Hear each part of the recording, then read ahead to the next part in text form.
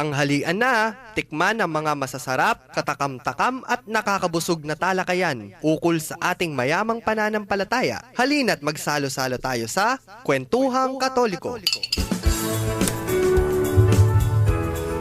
Magandang tanghali po sa ating mga ginigiliw na kasabay mananghalian. Ako po ang inyong ka-lunch date, ang inyong abang lingkod, si Karen. Inaanyayahan po naman namin kayo ngayon para saluhan kami sa isang oras ng masaya at nakakabusog na talakayan dito sa Kwentuhang Katoliko, ang bagong programa ng Commission on Catechesis ng Archdiocese of San Fernando, dito pa rin sa 91.9 Bright FM. Kasama pa rin po natin ngayon sa ating lunch date, si Bernadette. Hello po, magandang hapon po sa inyong lahat. Samahan niyo po kami sa isang oras na talakayan na puno-puno ng kaalaman at nakakabusog na kaalaman dito sa Kwentuhang Katoliko. Talaga naman yung ating yung hirit natin na yan sana nga pampagana, no? Inaanyayahan din po namin kayong magbahagi ng inyong mga kwento na maaari nating isama sa mga talakayan natin. Pwede rin sigurong isadula. Kasi may plano po tayong isadula yung mga kwento ng ating mga listeners. Ipadala po natin sa email address na kwentuhangkatoliko@gmail.com. Yan po ay kuwenthuhangkatoliko@gmail.com.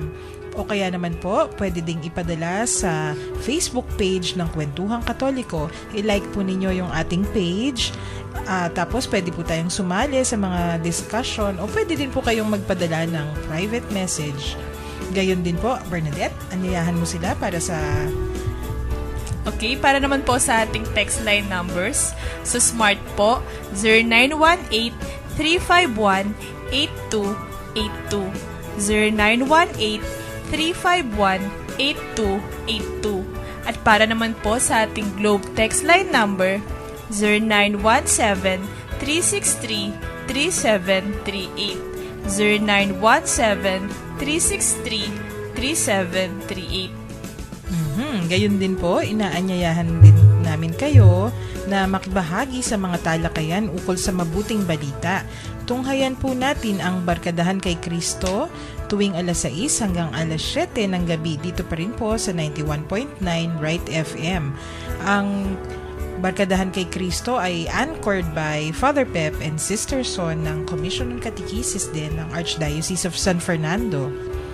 Bernadette, ano yung sinasabi mo sa akin kanina? May hinahanap kang libro? Tita, hinahanap ko po yung libro nating Lives of Saints. Kasi tita, na-inspired ako kay Saint Ignatius kahapon. Dahil binabasa niya yung ganito. Ay, alam mo naman ako, tita, may pagkagaya-gaya minsan. Medyo nga. Oo, tama. Ayun, nahanap mo naman yung libro. Opo, nakita ko po siya.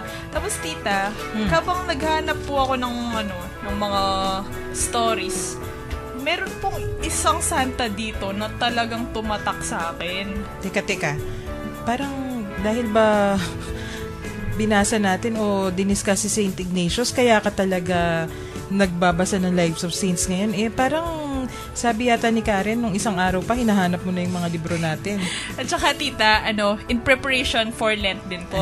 Tama. Ay, kasi oo. Malapit na yung Holy Week niyan.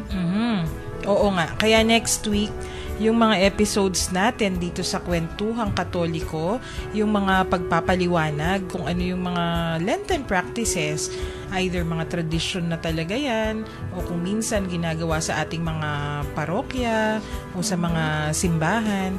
Kasama natin ilang mga pare. Sila yung magpapaliwanag ng maayos kung bakit natin ginagawa yung mga ginagawa tuwing Holy Week para pagpasok natin sa Holy Week proper, nasa tamang disposisyon na tayo. Tapos, teka. Sige. Ano yung nahanap mo sa librong pinasadahan mo nga ba talaga? Ano lang, tita, rough draft lang. Kaya lang, meron kasing santa dito na batang-bata pa lang siya, 12 years old pa lang siya, naging santa na siya. 12 years. Anong panahon yan? Roman times? Oo. Patingin. Ayan, yan. Ito, Oo tita. nga. Okay. Ay, interesting nga yan. Sige, ikwento mo. Yung pangalan niya, tita, Saint Blandina. Okay. 12 years old po siya. Noong, may amo kasi siya, tita. Okay. Tapos yung amo niya. Wait. Ano yung sinasabi dito? Slave girl. So, Yes, French alipin. slave girl. Alipin si Blandina. Oh. Yes. Pero nung panahong yun naman kasi, hindi naman lahat ng alipin katulad nung nakikita natin na inaapi. Pwede naman kasi, kunwari, di ba, yung mga Greek slaves ng mga Romans, hindi naman yan pinaparusahan o kung hindi pinapasakitan lahat. Ibig sabihin lang ng slave ng panahong yon, parang Siguro, tita, kasambahay. kasambahay, ganon. Kasi 'di ba yung mga Greeks, sila pa ngayon shooters ng mga Roman masters nila. So Yes, si yes. Blandina, ayon sa binabasa mo, hindi naman pala siya yung slave na child labor or anything. Opo, So hindi parang naman. kasambahay. O sige, tapos Tapos, tita, may amo siya. mhm. Tapos, nung panahon yung, tita, sabi nila sa amo niya, ipapersecute siya. Yung Kasi- amo, Yes, paparusahan. Bakit? Kasi, ayaw niyang talikuran yung Catholic faith niya, yung Christian faith Christianity niya. ng amo. So si Blandina, slave girl ng isang Kristiyanong pamilya. Yes, tita. Okay. So, ibig sabihin, usually pag ganon, kung yung amo mo ay Christian ka rin. Yes. Okay. Tapos, tita, tinitret yung buong pamilya Threaten. ng among Oo, to okay. na itatuba yung kanyang faith. Kaya lang, tita, dahil kasambahay nga po nila si Blandina, Mhm. kasama siya Oo. sa mga parang tinitret na mag-ano sa Oo. faith niya. So, tama. Kasi kung kasambahay ka, alam mo lahat kung ano yung ginagawa ng iyong amo, syempre. Yes. Ikaw yung most intimate na kasama sa bahay. Kailan sila kumakain, sino yung bumibisita, etc. etc. So, kung threatened yung amo nila, kasama ka rin. Otherwise, or sasabihin nila, paparusahan ka unless maging spy ka para sa kanila. So, Opo. malamang ganun yung ginawa kay Blandina. Yes, tapos, tita. Tapos, Hmm. Nung, hinuli na yung amo. opo, Nilabas. tapos hinuli na yung buong pamilya ng amo. Tapos, tita, pinersecute na sila. Natira na lang si Blandina. Tapos, tita, yung araw na i-persecute, ito yung nakakatawa, tita. Oo. Yung araw na i-persecute si Blandina, umaga yon. Sabi po dun sa libro, pinako siya. Ha? Pinako rin sa krus si Oo, Blandina? parang kay Jesus kasi nga naman, Christ. oo, tama. Ganun yung pagpaparusa noon. Parang, kasi pagano pa yung mga namamarusa. Okay. Tapos, tita, gusto siyang ipakain sa mga wild beasts Okay. ng morning na yon. Oo, mga Roman torture methods nga yan. Yes. Kaya lang, tita, yung mga wild beasts, imbes na kainin siya, naging tame pa sila. Ay, sus, napaamo yung mga animals. Okay. So, natapos yung morning, sumuko yung mga nagpe-persecute sa kanya dahil hindi nga siya mamatay-matay. Mhm. Pagkatapos po nun, dinala po siya sa wild serpent. Serpent is ahas. Oh, okay. Papakain So, naman siya doon. O, papatok ka, siguro. Opo. Oh, okay. Tapos, Grabe naman yan. hindi rin 12-year-old. tinuka ng wild serpent. Oh. Tapos, tita, sabi ni Blandina, hindi siya nagre-reklamo kay Jesus na ipapersecute na siya. Bagkus, pinipraise niya pa si Jesus. Kasi tita, alam naman niya na protector niya si Jesus. Hindi naman siya papabayaan. Kasi tita, 'di ba? Kung sasama siya sa mga nagpe-persecute sa kanya, kung itatatubuan niya yung Christian faith niya, mas mapapalala siya. So, sinundan niya na lang kung ano yung alam niyang tama. So, okay lang sa kanya na pinaparusahan na siya basta hindi niya itatatwa yung kanyang pananampalataya. Aba? Yung kanyang Christian Imagine, 12 years old Yes, yan. 12 years old. Tapos, no, tita? ano yan? Teka, yung binabasa mo, nakita ko lang may kasama pa daw siya na isang, siguro slave din na bata, na boy. Tapos, nung sinabihan daw niya yung younger boy yata, basta kasama niya bata rin. Pati yung boy, nagpursige at hinayaan na lang. Parang sinakripisyo na lang nila yung buhay nila. Yes. Grabe naman yan. So, ganun talaga yung inspiration na makukuha mo galing sa iyong paniniwala o sa pananampalataya. Yes. O, ano pa yung nabasa mo? Tapos, tita, di natapos na naman yung afternoon. Talagang hindi na nailam ng mga nagpe-persecute sa kanya kung ano yung gagawin sa kanya, bakit hindi siya mamatay-matay. Siguro iniisip nila, baka naman may supernatural power talaga na parang prolonging the agony, yes, pero pinapakita na tingnan nyo to. Dahil may pananiniwala o pananampalataya. Talagang hindi muna siya bibigay. O, sige. Tapos, tita, nung evening na, siya, nilagay sa... Kung sa Kapampangan, tita, Legge de Kembayo. Parang nung si... Parang binarbecue, parang ganon. Mala San Lorenzo. Opo. Yung... Saka St. Thomas, di ba? Sa Kapampangan. Parang binarbecue, ganon. Sa Kapampangan, parang parilya yata yung tawag doon. Yung, kung saan nila, yung bakal, kung saan mo pinapatong yung karne na binabarbecue mo. Ay, naku. Oo nga. Tapos, tita, ginagawa nga yan noon. Nung pong medyo na siya, na burn na siya, binigay po siya sa bull. Yung bull, kinain na siya. Tapos, hindi naman siya naubos nung bull. Yung ginawa... Ginor yata eh. Yung, ano ba yung gore sa Tagalog? Yung sinunga. Sa sungay. Yung sinuwag. Tapos, tita, yung remain niya, syempre patay na siya, no? Sinunog pa din, tapos tinapon. Naku, one of the early saints pala yung si Blandina. Around 368 AD. Ay, naku. Oo nga, Roman period talaga yan. Yung Roman persecution. Di ba yung papalit-palit na emperor pa yan? Yung emperor ngayon, supportive. Mamaya, hindi na naman. Opo. Tapos, yung susunod na emperor, bibigyan na naman sila ng karapatang sumamba in public. Yung Christian religion, okay na. Tapos, yung susunod, hindi. Magulong period nga yan. Naku, ano ba yung lesson na makukuha natin kay Santa Blandina? Eto, tita, meron po siyang line dito sa book na to na tumatak din sa akin. Okay. Sabi niya ganyan, tita.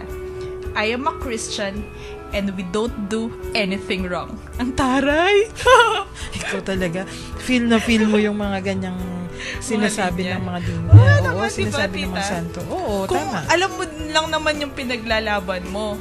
Kung nasa tama ka din naman at saka sa tamang proseso ka din naman, 'di ba? Bakit ka kailangan bumaligtad? Tama. Kasi nung panahong 'yon, kung tatandaan, maaalala natin, 'di ba? Dinaanan natin 'yan last week, saka this week. Basta ayaw nila yung mga Kristiyano kasi sa tingin nila atheist sila, tapos sila yung magsusuplant or sila yung mag-challenge sa power ng mga namumuno. Yun yung ayaw nila. Although, sa totoo lang, wala namang ginagawa yung mga Kristiyano. Payapa naman sila. Kaya lang, threat talaga pagbago. I mean, that happens naman eh. Later on, nagkagera-gera na rin, kung ano-ano yung nangyari. Kasi may mga bagong litaw. So, yung lesson natin dyan, sige, kung yung paniniwala mo, alam mo, nasa tama, ituloy mo kahit paparusahan ka pa. Pero, ano naman yan eh? Ano ba yung lesson na mapupulot natin sa panahon ngayon? Kasi, hindi na tayo binabarbecue ngayon eh. Hindi tayo binapersecute. Oo, hindi na tayo. Hindi dito ha? Pero Opo. isipin mo yung nasa ibang lugar. Persecuted pa rin. Basta Kristiyano ka, automatic death. Kahapon yata o the other day, may nabasa ako sa internet, sa India yata o Pakistan. Naku, isang convent ng mga madre, may ni-rape pa na madre. So, paano nga ba yun? Kailangan pinagdadasal pa rin natin. Yes, tita. Yung mga... Tsaka yung sa tita, sa Iraq, yung mga ISIS. Ay, oo. Diba? Persecution pa din sa time na yun. Ngayon, oo. Persecuted pa rin talaga. So, nagbagong anyo eh. Yung persecution, nagbagong anyo, pero hindi nagbabago na yung Christianity, pinapahirapan pa rin yung adherents o yung mga kaanib. Naalala mo ba yung sabi ni Apong Dong nung isang araw, nung nag-guest siya sa barkadahan, yung sabi niya, Christianity or our faith, it's not easy. Kasi kapag naniwala ka daw at nakalimutan ko yung exact words pag sumampalataya ka at sumunod ka kay Kristo, your life will be hard. Yes. Kasi tita, unang-una, maraming hahadlang sa'yo. Kasi, syempre, yung evil, hindi ka naman niya papabayaan na maging good, di ba? Haharangan ka niya. Ay, totoo yan. Na-discuss yan kahapon, di ba? Kasi, nung una, titingnan natin, maraming tumutuligsa external yung mga taga-tuligsa. Pero nung lumaon, nung mas marami na yung mga Kristiyano, nabubuo na kasi nagkaroon na ng institutions, may mga simbahan. Tingnan mo kung ano yung nangyari. Internal yung strife. Nagkaroon ng discord sa loob mismo. Di ba trabaho ng demonyo talaga yan? Ano ba yung demonyo in Greek ba o in Latin? Diaboli. Ano yung ibig sabihin nun? To scatter. Yes, paghiwa-hiwalayin ng komunidad. Oo. Lalo na kung yung komunidad mo ay payapa, nananampalataya, masaya. Naku, yung objective ng demonyo pag ganun, di ba? Kailangan nilang paghiwala-hiwalayin. Pero challenge po yon sa isang Christian community kung paano niya bubuin ulit ang mga naghiwa-hiwalay niyang parang mga members. Ganun, oo, ayan. Kung babalikan natin yung binasa mo, si Santa Blandina, ayan, nakita ko, nung palang pinaparusahan siya, hinayaan muna yung mga adults, may pinatay, may kung ano-ano yung ginawa na torture sa harap ng bata para itatwa niya yung kanyang paniniwala. So, tinatakot sila in a way. Actually, strategy yan hanggang ngayon, di ba? Kung may gusto kang takutin, may paparusahan ka sa harap ng taong yon, may papatayin ka sa harap ng taong yon. Yan yung ginagawa sa ISIS ngayon. Ako, ano ba yan, Bernadette? Tanghalian kung ano-ano yung pinag-uusapan natin. Torture. Pero barbecue, tao naman yung binabarbecue. Ano ba kasi yung binabasa mo?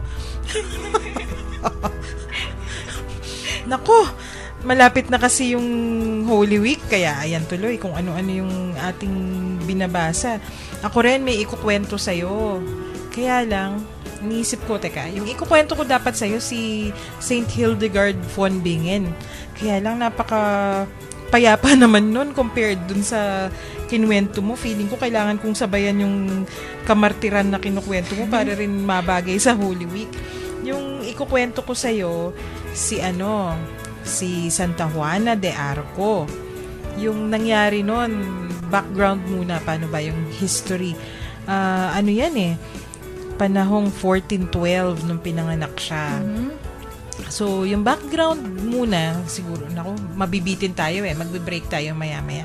Yung background muna ng kung nasan sila. Si Santa Juana, parang yung kwento mo, si Blandina, sa France siya, no? Nung panahong yon, di Kristiyano na, syempre, 1400s na Pero yung mga kingdoms, tribu-tribu pa rin kung tutuusin. Kristiyano nga sila, pero may France, may England, tapos within those continents, within a country, sa France, may Burgundy, may Normandy, may Calais, may kung ano-ano. So, itong mga Pranses, nanakop ng mga bagong bayan yan. Isa sa mga nasakop nila, yung England. Yung England kasi nasa isang east lang malayo. Di ba? Pag tinignan mo yung mapa ng Great Britain ngayon, nasa coast of Europe. Pag may sinakop ka na bagong bansa, kung sino yung hari nun, kunyari, ako yung reyna, ikaw yung aking knight, or ikaw yung aking vassal na tinatawag nila, dito tayo sa San Fernando, sasakupin mo kunwari yung, saan ba yung, uuwi ka sa atin, hindi ka uuwi, mananakop ka pala. So, sasakupin mo yung Santa Rita, o para magising si Brother Sunny, alam ko nakikinig yan. Kunyari, sasakupin yung Guagua. Pag sinakop mo yon, hindi yun sa'yo, akin pa rin, kasi ako yung amo mo. Parang ganun yung sistema nila nun.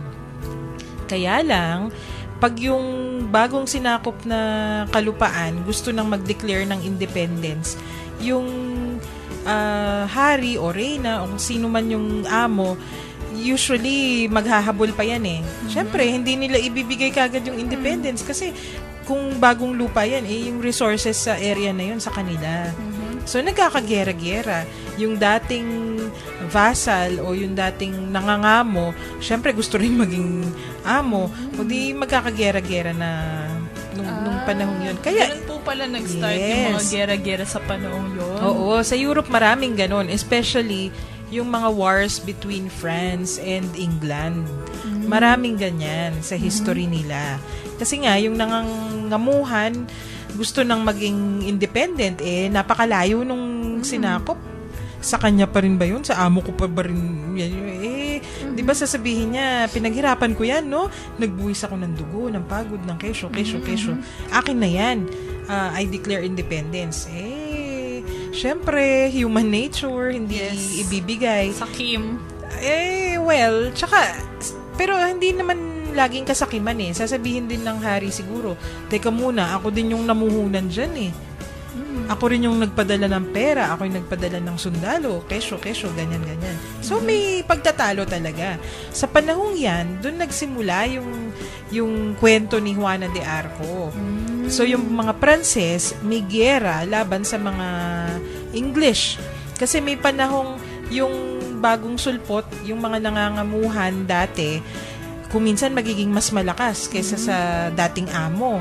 So, mako-conquer sila. Yung dating amo, imagine, mapapaluhod sa lakas ng dating nangangamuhan, di ba? Pwede yan So, ganun yung nangyari sa France, na hihirapan na sila. Malapit na silang malupig ng mga English. So, yan yung, kumbaga, yung setting ng ating kwento. Si Juana de Arco ipinanganak noong 1412. Yung kanyang ama, alam ko tenant So siguro nung panahong yun, farmers, no? Itong batang to, likas na madasalin. Luluhod yan sa simbahan. Talagang absorbed in prayer daw. Talagang bata pa gano'n na. So, nakaka-relate ako dun sa kwento ni Blandina kung yung yan kinukwento mo. tita. Bakit yung nakaka-relate? Hindi naman ako ganun kadasali. Amazona na naman medyo, pero, di ba? Kasi, yung mga batang ganyan, kung minsan may senyales Alam mo naman usual sa bata, malikot, naglalaro, kung ano-ano yung ginagawa, hindi mapatahimik. Pero pag yung bata, steadfast in the faith na sinasabi, may ibig sabihin yan. Not necessarily magmamadre or not necessarily magpapare. Pero baka may gustong ipahiwatig yung Diyos. May mission. May mission yung batang yan. Pwede yun Naku, teka, mabibitin talaga tayo pag tinuloy-tuloy natin yan. Mag-break muna tayo at ano ba yung patutugtog natin na awitin? Be not afraid. Be not afraid. Aba, ikaw na naman pumili niyan, no? Bagay na naman sa ating discussion. Sige.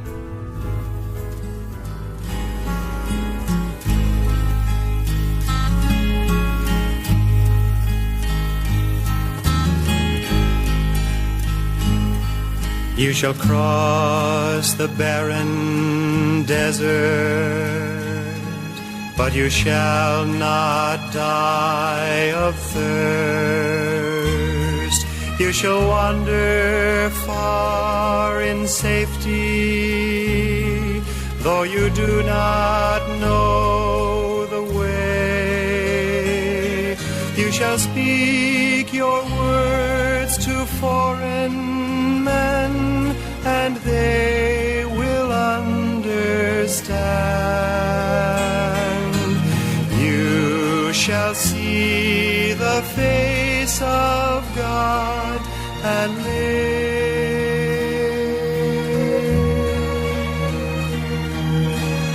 Be not afraid.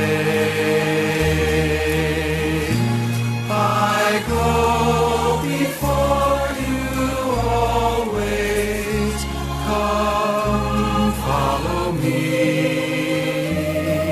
and I will give you rest.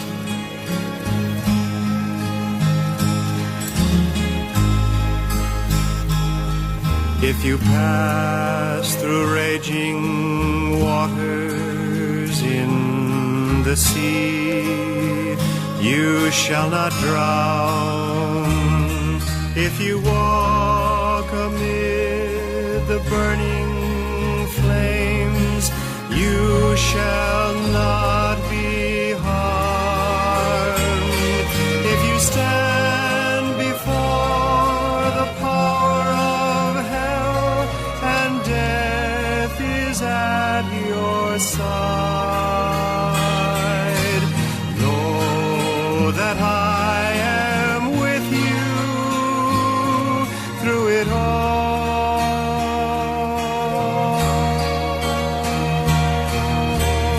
Be not afraid. I go before you always. Come, follow me, and I will give you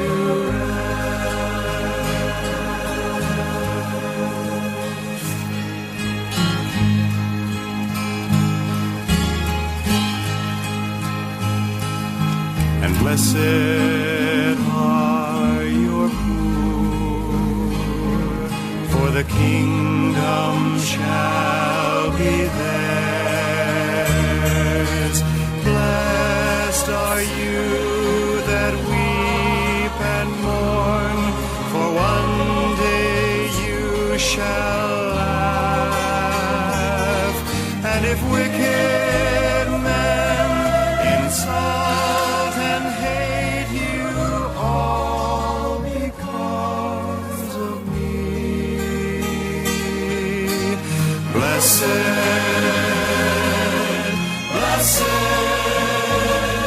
are you.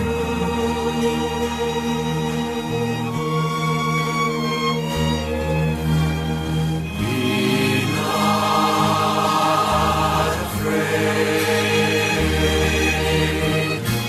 I go before you always. Come, follow me, and I will give you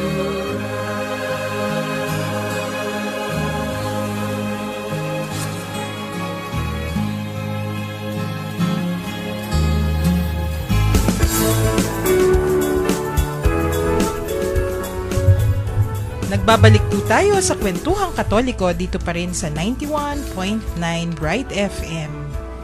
Okay. Ay, tita, may nag-text po. Tinatanong po, bakit po natin di-discuss this week yung mga Lives of Saints? Di ba daw po dinidiscuss din siya sa barkadahan?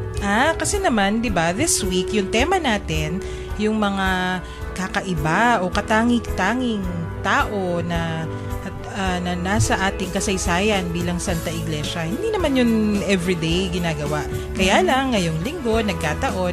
Kasi ano ba yung discussion natin last week? Kasi diba, tita, yung discussion natin last week, Catholic history. Oo. Yung pong mga taong to, sila po yung nag-defend sa ating Catholic faith. Ay, tita, binabati ko pala si Miss Ruth. Hi, Miss Ruth! Hi, Ruthie! Mga nanonood siguro yan sa live stream. Bigla mong binate. So, ano nga ba yun? Ano yung dinidiscuss natin kanina? Si Joan of Arc. Oo. Si Santa Juana de Arco. Yung discussion natin kay Santa Juana, actually, kasi naisip ko sa mahal na araw, ito yung kwento na parang tragedy.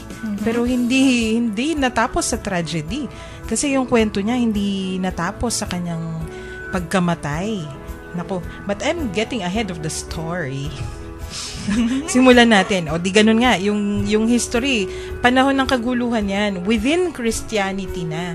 Hindi na yung may nanunuligsa mula sa labas. Kaguluhan na to between Christian kingdoms. Parang, alala mo yung sinabi ni Pope Francis ngayon sa Eastern Europe, sabi niya, it pains me. It is very, very painful when Christians or Christian brothers go against Christian brothers. Yes. Tita. Kailan lang yun, di ba? Last month lang yata niya sinabi yun. So yun, history repeats itself na naman. Opo. Yung nangyayaring yan. Kaya actually, every now and then, kailangan balikan natin yung ating kasaysayan. kung minsan nga nagbabasa ako, naiisip ko, teka muna, parang nangyayari dito yan ngayon. Di ba? Yung nangyari, Paulit lang. Paulit-ulit. So, kung hindi natin yan babalikan, medyo walang tigil ang gulo. Di ba may kantang ganun? Ano naman yan, tita? Walang tigil ang gulo sa ating, nakalimutan ko na kung ano yung susunod. Anyway, so nung bata pa nga yan si Santa Juana, madasalin na siya. Tapos nung mga 13 years old na yan, nakaramdam daw siya ng kakaiba. Summer daw yun ng 1425. Ano yung kakaibang yun? Yung naramdaman niya, parang may mga bumubulong sa kanya. Hindi naman kaya may sakit si Santa Juana, Ayun, tita? yun. Naging issue yan. Alam mo ba yan? Naging issue na baka mamaya, o kaya baka demonyo yung bumulong. Pero alam mo, nung bata pa siya, hindi masyadong issue kasi hindi naman niya kinukwento eh. Sinarili muna niya yan. Pero grabe yung batang to. Alam mo, at an early age, may vow of chastity na hindi daw siya mag-aasawa. Yan yung mga 16 years old na siya, pinagkasundo ng tatay na, di ba nung panahon yun, uso na yun, yung arranged marriage. Yes. Alam mo ba kung anong ginawa ng batang si Juana? Pumunta sa isang korte para sabihin, 16 years old, ha? Yes, at that time. Pumunta sa isang korte para sabihin hindi daw siya pwedeng pilitin na magpakasal. Wow. At in-uphold naman ng korte yung... So, ganun siya kalakas. Yung background na to, para lang sabihin na ganun yung personality niya. Talagang paninindigan at paninindigan. Strong personality. Strong personality Grabe. talaga yung bata. So, nung nangyari na nga yun, after some time, may gera talaga. Ay yung France, natatalo na. So, yung voices in her head, supposedly, or yung tawag niya kung minsan, her counsel, sinabihan daw siya, kailangan ipaglaban niya yung bansa. Para gawin niya yon, kailangan niyang puntahan yung hari. Paano niya pupuntahan yung hari? Kumbaga, peasant girl lang siya. Sinong maniniwala sa kanya? So, sinubukan naman niyang puntahan. Walang gustong magpalapit sa kanya. Ultimately, yung ginawa niya para mapalapit siya, may sinabi siyang sign. May message na pinadala sa hari na yung hari lang na yun yung makakaalam. So, pinaniwalaan siya. Nakalapit siya. Ngayon, siya yung nag-command sa army. So, nasabi niya sa hari kung ano yung message. Yes. Tapos naniwala naman po yung hari. Naniwala yung hari kasi siya lang nakakaalam nun. So, ibig sabihin, it was a supernatural power. Wow. Di naniwala yung hari. Pero hindi ganun kadali, ha? Kahit naniwala yung hari, yung ginawa niya, diniscuss muna yung papatingnan yung bata, kung tama ba. Yung sabi mo kanina, baka naman yan sakit, baka ganun. Pina-examine muna siya. Nung in-examine siya, dumaan ng theologians, dumaan ng kung ano-ano, para i-check, heretic ba to? O yun, yung makademonyo ba? O yung baka deception eh. Yes. Alam naman natin, pag yung evil one, di ba, dumadaan sa atin, nagiging deception yung issue. O hindi. Malinis. So, pumasa siya dun sa test na yon. So, pinakommand sa kanya yung army ng France. At nanalo sila. Hindi galit na galit yung mga English. So, war yan eh. Sa war, alam natin, several battles, di ba? Yes. Hindi lang iisa yan. So, napatumba niya yung mga English. Hindi galit na galit, lalo na yung nalaman nila, babae na bata, yung nagko-command. O, di ba? Exciting. Yes. Tapos, kung ano-ano yung mga pinaratang, until there was one battle na nagkamali sila sa technique, naiwan siya sa labas ng gates. So, nahuli siya. Binenta siya sa English. Ay. Parang, Luxembourg or basta binenta siya sa English. Syempre, yan na yung chance nila para malupig, di ba? Pag nawala yung head, yung nagko-command, di ang lakas-lakas na ng puwersa nila.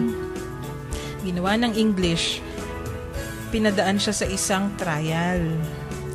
Yung trial na yon, sabi niya, kasi yung trial, pinadaan din siya sa, again, like the, parang Inquisition, o pinadaan din sa theologians, sa kung ano-ano. Kasi sinasabi niya, paano ko nagawa yun? May nagsabi sa akin. So, tinanong siya. Maraming proseso yung dinaanan.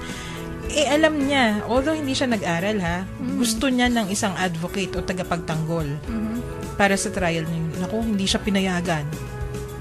Bakit? Syempre. Bakit siya papayagan? Gusto nga nila siyang parusahan, di ba? Para mawala sa kanilang landas. Remember, yung trial na to, yung mga kalaban, hindi, unlike yung unang trial, sinusubukan lang kung okay ba siya, kung hindi siya nagsisinungaling, pero kakampi niya, syempre mga Pranses. Yung trial na to, sa British na, English na. So, kalaban. Gusto nilang tanggalin siya Syempre, pag tinanggal yung commander, di lalakas. Wala na. Tapos na yung laban. So, yung ginawa nila ngayon, nung sinabihan nila na ganito, may trial, hindi siya binigyan ng advocate. Tapos sabi ni Juana, kailangan kong i-apela ito sa Santo Papa. Kasi yung korte, kung mga kardinal at mga obispo yung mga nagtatry, pwede mo yung i-apela. Parang ngayon, di ba? Yung ating mga tribunals, pwede mong i-apela sa Roma. Alam mo bang hindi na naman siya pinayagan? Siyempre. Hindi ipinaabot sa Roma. So, yung nangyari, at the age of 19, hinuli siya, she was tried for witchcraft and heresy, erehe. Nung panahon yun, di ba, uso yung mga witchcraft. Hindi yung mga witch na Harry Potter. Yung, literature lang yan. Yung totoong sinasabi nila practicing witchcraft. Kung sa atin siguro, sa Filipino, yun, mangkukulam. So, nagkaroon na ng pagsasakdal, hindi inapela, marami, pabalik-balik, dinala siya sa kulungan. Tapos, yung gusto niya, kasi if you're trying me for witchcraft, sabi niya, if you're trying me for heresy, kailangan ikulong niyo ako sa kulungan ng simbahan. May ganun pa nun Pag religious yung crime, dun sa kulungan ng simbahan, dun ka naka-confine. Hindi, nandun siya sa secular or sa civil na kulungan. Kumbaga sa munisipyo, sa kwartel, dapat dun ka sa simbahan. Hinayaan lang siya. Hindi siya, tapos yung sinasabi pa, bakit daw siya nagsusuot ng damit ng lalaki? Babae siya. At that time pala, pwede kang parusahan pag ganun. Part of heresy. Paano nga naman? Nagko-command ka ng army, paano ka mag-dress? Naka-gown ka. Hindi naman pwede. Plus, kung kasama mo yung mga lalaki, to protect your modesty, di ba? Dapat hindi ka agaw pansin. Natural, magsusuot ka ng katulad nila. So, pati yun, naging issue. Okay. Part of the trial yun. Malaking iskandalo daw. Kesyo ganyan-ganyan. In the end, pagkatapos nga nakulong, kung ano-ano yung nangyari sa kanya, alam mo ba, sinunog siya. She was burnt at the stake sa edad na 19 years old. Pero alam mo, nung namatay na siya, mas lalo siyang sumikat sa France. Hindi, kumbaga, yun nga tragedy. Pero hindi siya tragedy. Para siyang mas naging symbol of the unity of the French against the English. Mas lalong tumapang yung mga Pranses nang dahil sa nangyari sa kanya. Kaya nga naalala kong ikwento sa'yo. Dahil malapit na yung Holy Week at yung Resurrection. Natalo naman, tita. Yun. So aside from that, buti sana kung ganun lang yung nangyari. Naging symbol, naging rallying cry siya. No. 20 years later, hindi maalis ang alaala ni Juana sa kanyang bayan. Alam mo kung ano yung susunod? Ipinag-utos ng hari na muling buksan ang kaso at suriin ang ebidensya. Okay. So binuksan, yung tawag doon, rehabilitation. Parang, baka nga naman nagkamali. Bubuksan yung kaso, susuriin na naman yung mga ebidensya. Okay. And at that time, nung binuksan na yung kaso, nakialam na yung Santo Papa. Okay. Sabi nila, yung Santo Papa nung panahong yon, kahit daw iniisip niya na hindi ko sigurado, sabi daw niya, kung talagang divinely inspired yung mga naririnig niya na counsel or voices in her head. Hindi ako makakasigurado, sabi daw ni Santo Papa. Pero, ang sigurado ako, illegal yung ginawang pagsasakdal. So, the trial was reopened and she won the case.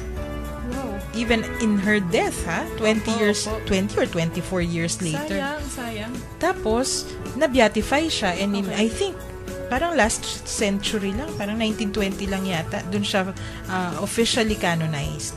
Pero, even if she was canonized very late, after many, many centuries, in the hearts and minds of the French people, she was already a saint. Yes. So, 'di ba? tragedy ba yan? Kaya ako naisip ikwento sa'yo eh. Kasi, di ba, yung parang Easter story din. Yes.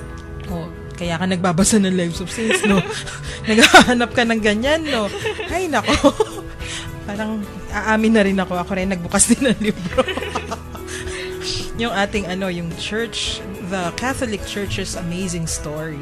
Binuksan ko rin kasi sabi ko, a good reflection. Ano nga ba yung naging epekto ng passion, death, and resurrection ng ating Panginoon after how many centuries? Kasi binuksan natin yung kwentuhang Katolika kung ano yung background ng Catholic Church, di ba? Bago natin pasadahan yung mga doktrina, dapat alam muna natin sino nga ba yung nagtuturo ng mga doktrinang yan? Sino nga ba yung mga tao na bumuo ng mga doktrinang yan? Yung Sino mga ba yung mga tinuturo? tao sa likod ng success na to? Oo. Kasi kahit, yun nga, may mga tragedy, o tulad ngayon, may mga tragedy pa rin naman tayong dinadaanan. Pero, as a whole, it's a resounding success. Yes. Beyond human imagination, di ba? Yes. Sino nga ba yung nagsabi? Yung last week yata na binasa natin, kung galing lang sa tao yung pinaggagawa nilang yan, hindi yan tatagal. Hindi nila kaya. Oo, pagkatapos ng katakot-takot na pasakit, hindi yan tatagal kung tao lamang yung may pakana. Di ba? Nung pinatay yata si San Pedro yan eh. Hindi, tita. Nung ikukulong na dapat na naman sila St. Peter. Oh, San Pedro nga. Kaya tama. lang may dumating. Sabi niyang ganyan, kung yung pinaglalaban niyan ay para lang sa tao, kapag tinanggal mo yung head nila, wala na, magkakawatak-watak na lang. Pero kung para sa Diyos yan, para sa Kristo, kahit Para kay tanggalin Kristo, niyo pa yung oo, head tama. niyan, magpapatuloy pa rin yan sa mission nila. At ganun na nga hanggang ngayon. O, di ba? Ay, naku. Ayan yung kilig. Yes. Di ba? Kahit anong gawin mo sa namumuno, kahit tinanggal mo siya dahil hindi naman talaga siya yun. It's not a personal crusade na pangsarili. Yes. So, yung may tatayo at tatayo pa rin na Maglalaban at magtutuloy sa mission. Tama. So, yun nga, di pinasadahan natin, ano na ngayon, nakailang weeks na tayo. Tama ka. Yung history natin na to, it's divinely inspired. It's not just human history Yes. So, pag tinitingnan natin, kasi tiningnan ko nga, alam mo, yung may nabasa ako dyan sa ating church history. Alam mo ba, di ba may mga tinatawag na mga anti-popes, tapos may mga popes na hindi ganun kaganda yung history, yung personal lives nila. Pero alam mo daw ba, kahit ganun, even with the popes na kung ano-ano yung ginagawa, hindi naman sila nagturo ng mali. Walang false doctrine na inilabas. So, paano nga ba yun?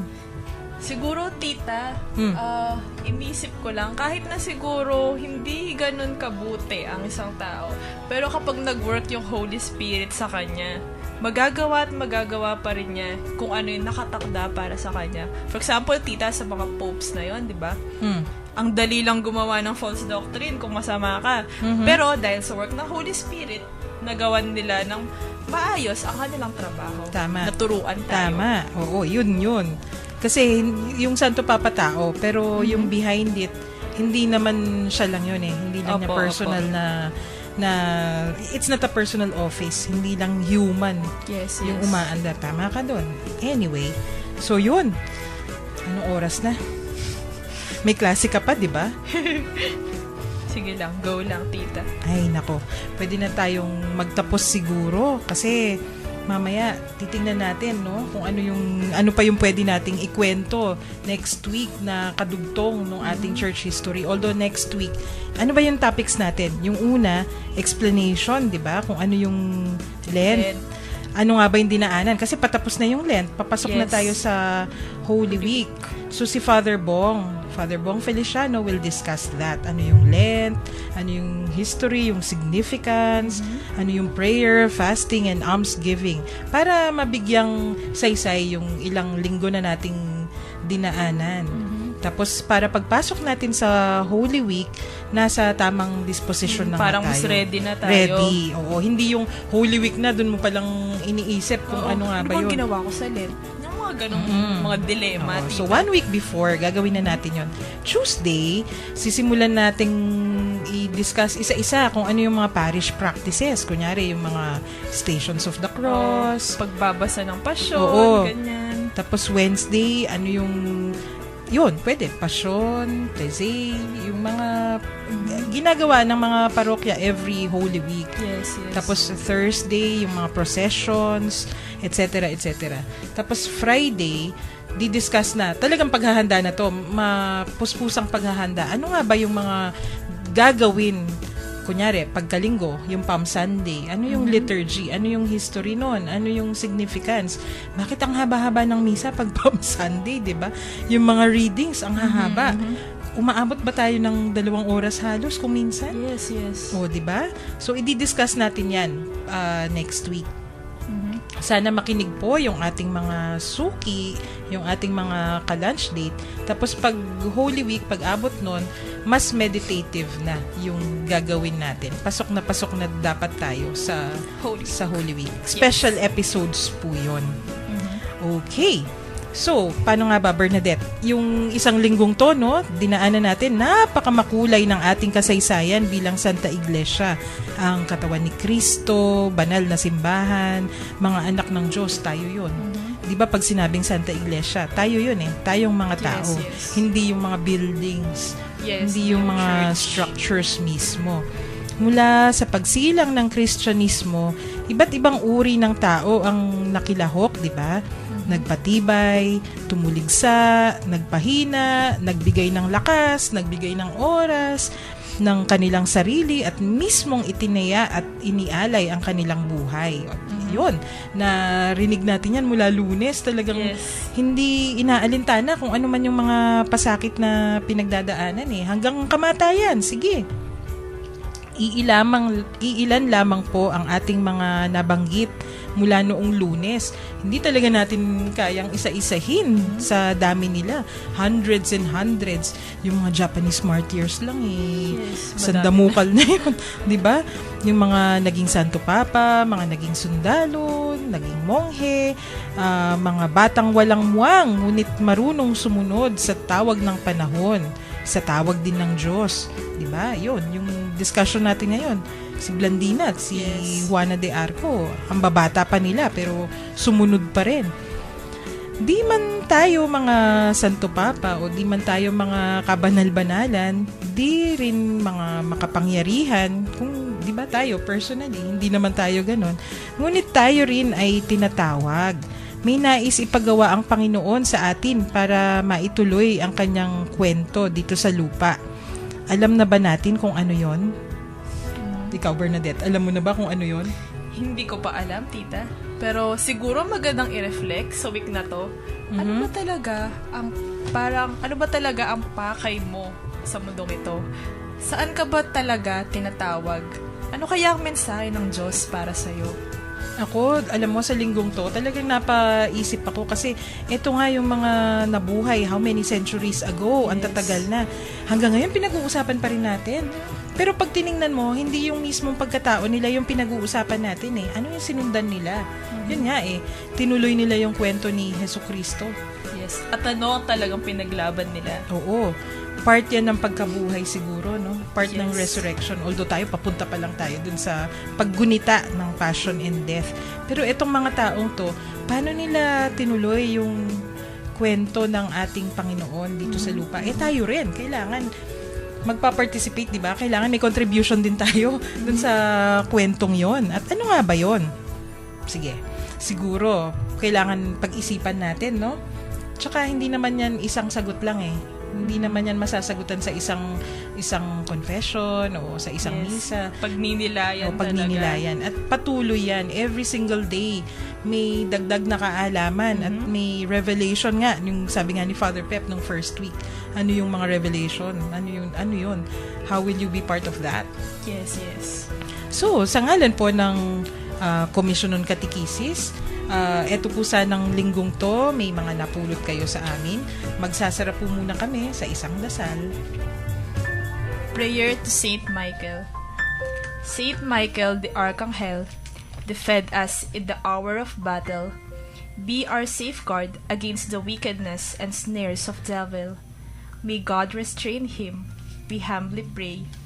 And you, O Prince of the heavenly host, by the power of God, cast Satan into hell, and with him all the evil spirits who wander through the world, seeking the ruin of souls. Amen. Amen. Tamang-tama yung dasal. Kailangan talagang patnubayan tayo ng ating mga archangels. Against evil spirits. Against evil spirits. Yes. Ayan. Okay, magpaalam ka na, tita. Oo nga. Late ka na, no? Salamat po sa pakikinig sa amin ngayong araw na ito. Ito po ang inyong ka-lunch date. Magbabalik po ang Kwentuhang Katoliko sa Lunes. Kasama po si Father Bong Feliciano para simulan ang ating paghahanda para sa mahal na araw.